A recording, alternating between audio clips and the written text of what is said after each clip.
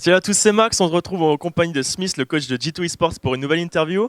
On vous a proposé de lui poser des questions via Twitter, vous avez été nombreux à lui poser des questions, donc merci beaucoup à vous. On commence tout de suite du coup avec une question de CalUCS qui te demande comment tu vas. Bah écoute, ça va très bien. Eh bien super.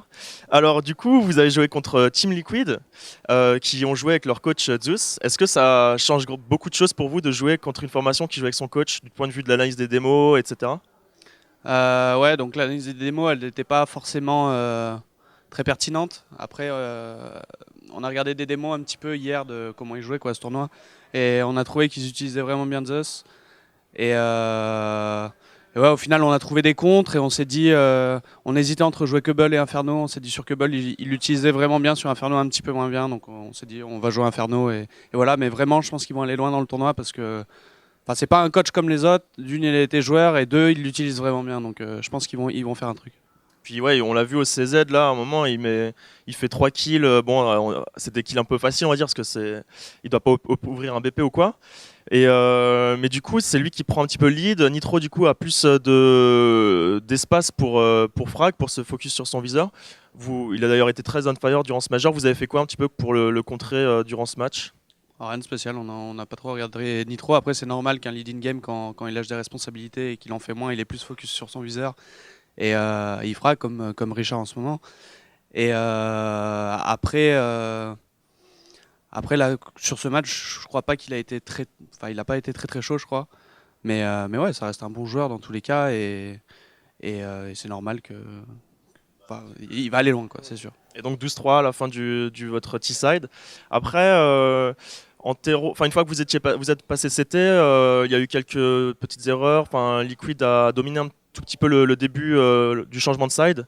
Vous prenez une pause donc là à 5-1. Qu'est-ce que vous vous dites à cette pause? Tu dis à Richard de mettre 2 headshots d'Eagle banane ou c'est comment? Non, en gros, je donne une solution, mais qui aura été fait le round d'après, en gros. Mais la solution, en gros, c'était de les faire cracher leur stuff et de leur faire peur et de leur rentrer dedans un petit peu. Après, enfin, il a pas du tout fait ça, enfin, pour ça, Richard, hein. Normalement, c'était le round après, mais il leur est rentré dedans, il leur a mis 2 headshots, BG à lui, et voilà. On a gagné le round. Score final 16-8, bravo à vous. Une question, toi on te voit souvent après les rounds, quasiment tout le temps, checker les joueurs. C'est quelque chose d'important pour toi, pour les joueurs, au niveau de la cohésion d'équipe par exemple? Je pense que ouais, la cohésion, c'est un truc super important. Et même pour avoir cette relation avec les joueurs, que je suis tout le temps là avec eux, etc. Et qu'ils m'écoutent bien en time-out. Et même, enfin, je sais que moi, quand j'étais joueur, quand on me checkait, genre, j'étais content. Et après, je le fais pas tout le temps, je le fais pas vraiment tous les rounds. Mais tant que ça se passe bien, je le fais. Quand ça se passe mal, quand il faut se relancer, je le fais. Et ouais, tout le monde aime au final. Il y a juste, même Nathan au final, c'est juste qu'il me voit pas, il est super focus. Donc je suis vraiment obligé de mettre le point devant sa tête. Mais il le fait. Et non, je trouve que c'est bien, ouais, c'est pour la cohésion. Et ça fait un petit boost, quoi. Et voilà. J'aide à ma façon. Super. Alors du coup, on va passer plus sérieusement aux questions des tweetos. Alors on a Onilink qui te demande si tu joues encore souvent au jeu, au cas où il se passe la même chose qu'avec les Envious ou bien qu'avec les Liquid et que tu dois du coup jouer avec ta team. Alors, au début de l'équipe, on avait, en gros, je m'entraînais individuellement avec les joueurs pour m'amuser entre les maps, warm-up, faire de l'IM map, etc. Ça s'est un petit peu perdu parce qu'on a décidé de plus faire d'IM map. Donc non, j'ai pas fait de pick-up ni de pug enfin rien depuis que j'ai arrêté de jouer. J'ai fait une soirée il y a quelques mois et comme je l'avais dit en interview, enfin j'étais fort. En gros, j'étais fort.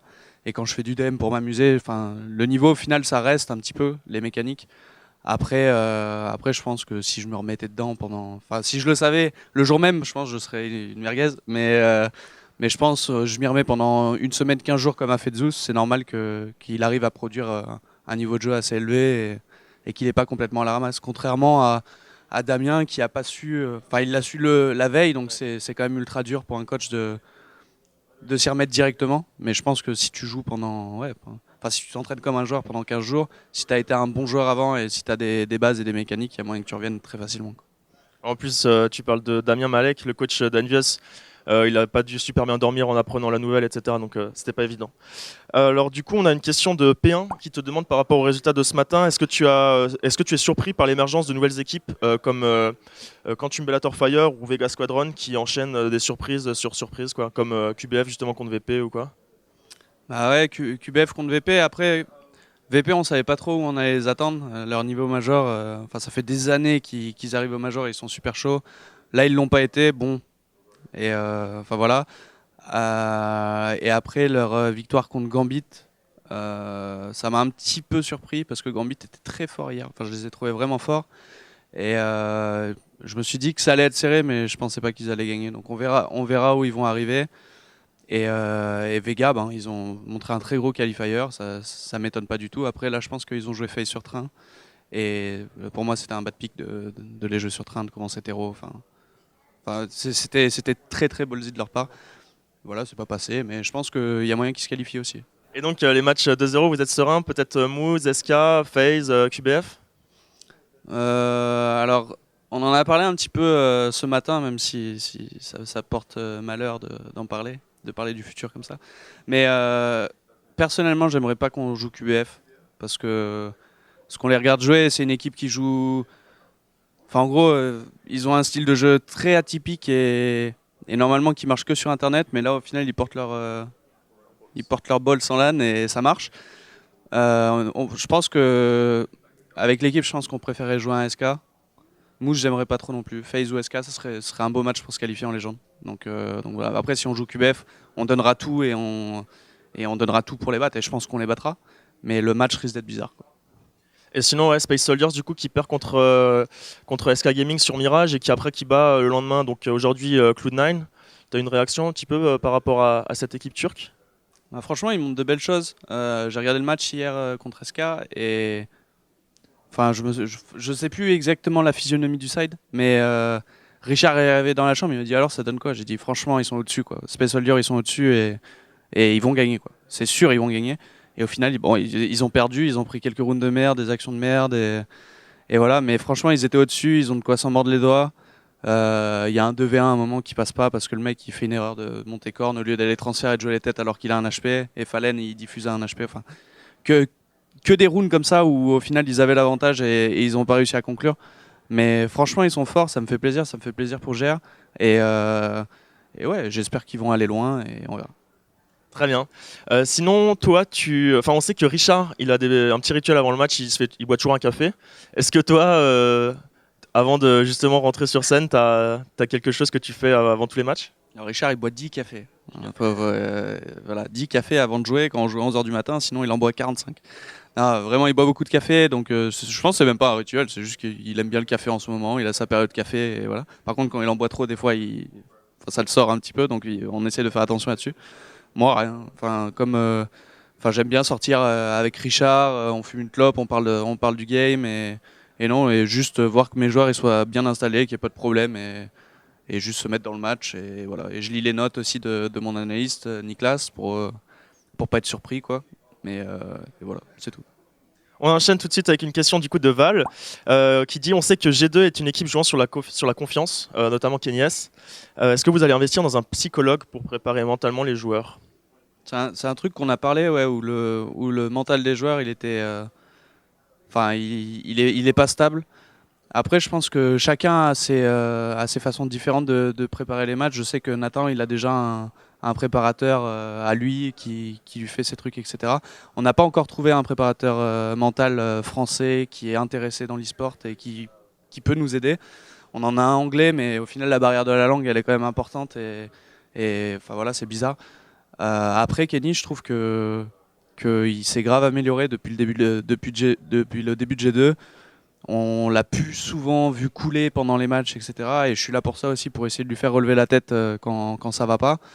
Et je pense ça nous ferait un plus, mais pour l'instant, on n'en a pas besoin. On montre un bon mental, on joue pas que à la confiance, on a énormément préparé, et on a un jeu carré et préparé, on est fort en ce moment. Et oui, bien sûr, la vague de confiance, ça sert à tout le monde, hein. Voilà. Mais on joue pas forcément là-dessus. Très bien. Question de Winter Game qui te demande comment vous vivez votre quotidien pour ce major. Bah écoute, en gros, on a fait une semaine de bootcamp à Tours pour se mettre dans une bulle et être bien soudé au niveau de l'équipe et de bien s'entraîner. Ensuite, il y a eu la semaine du qualifier. Là, c'est la deuxième, enfin, au final, c'est la troisième semaine qu'on est ensemble. Donc, on essaye enfin, je sais pas trop comment le dire, mais on essaye de passer du temps ensemble, bien sûr, mais pas trop non plus, parce que ça fait déjà 3 semaines qu'on est ensemble, et si on enchaîne sur la quatrième semaine, ça risque d'être très dur d'être tout le temps 24-24 avec les mêmes personnes. Donc voilà, mais les jours de match, quand même, on essaye de rester ensemble avant, de manger ensemble, de partir ensemble, et voilà. Mais après, c'est un petit peu quartier libre, et voilà. Et sinon, on a essayé de practice aussi. C'était pendant le qualifier. Là, pendant le major, on n'a pas encore fait de journée de practice parce que ça s'est un petit peu mal passé au qualifier et on avait une machine qui tournait, on n'avait pas envie de mettre quelque chose, enfin de se péter la confiance ou de se péter les mécaniques, etc. Donc pour l'instant, tant que ça marche, ça marche. Je pense que la quatrième semaine, par contre, va falloir jouer, quoi. Très bien. Une question de Reskill qui te demande le meilleur resto d'Atlanta. Alors nous, on est très adeptes du Fogo de Chao. C'est un barbecue brésilien. Ça n'existe pas en France et vraiment c'est trop bon en Amérique. Genre à chaque fois qu'on vient ici, le premier soir on arrive, on est déglingué par le jet lag et on va manger à ce restaurant pour avoir la panse bien, bien grosse et bien dormir le soir. Donc voilà, on est des petits adeptes à faire ça. Et sinon, ouais, on y va, je pense, on y va 2-3 fois. Enfin non, on y va 2 fois pendant une semaine, quoi, à peu près. Et sinon, ouais, un bon steakhouse. Voilà, la viande est bonne ici, c'est juste que c'est un petit peu cher, mais ouais, enfin la viande est très bonne ici. Une question du coup de SunnyDF qui te demande est-ce qu'on pourrait avoir un record de TeamSpeak de vos matchs comme Zeus de chez Navi le fait? Alors je savais pas que Just le faisait, ça doit être dans ses VOD. Après on n'a pas le matériel pour ça et